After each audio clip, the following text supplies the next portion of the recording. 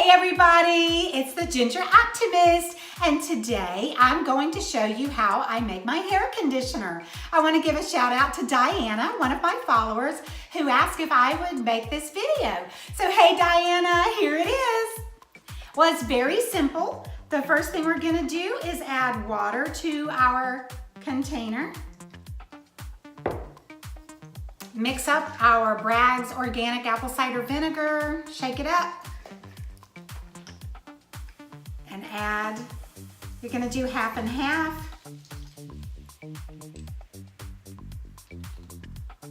And now we're gonna add a few drops of nature's oil. This is Lavender Essential Oil.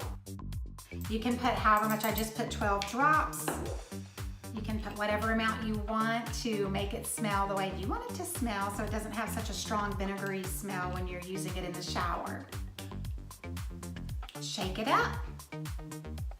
And there is your lovely hair conditioner. Now, I don't recommend that you take a glass container into your shower.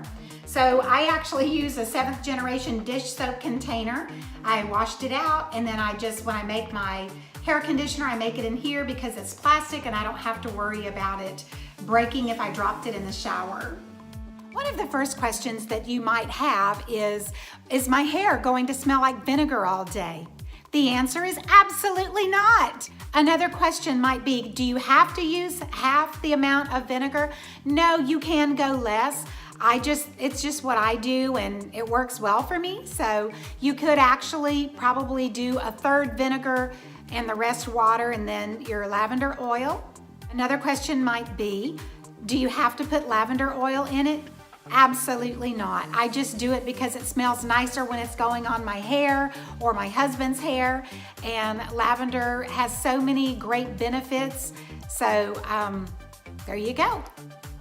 Another question might be, what is the benefits of lavender oil besides it smells really nice? And Lavender Essential Oil has recently gained attention saying that it helps with hair growth. I cannot prove that. My hair grows really fast, but it always has, so I can't prove that. But they are saying that it really does help with hair growth, and it is antimicrobial, and it may help prevent or kill head lice. Again, I don't know. I'm just telling you the research that I've done. It may help curb skin inflammation. It also has a calming effect on you, and it smells divine. So if you have any other questions, please leave them in the comments down below. And when you try this, I'd love to know your thoughts.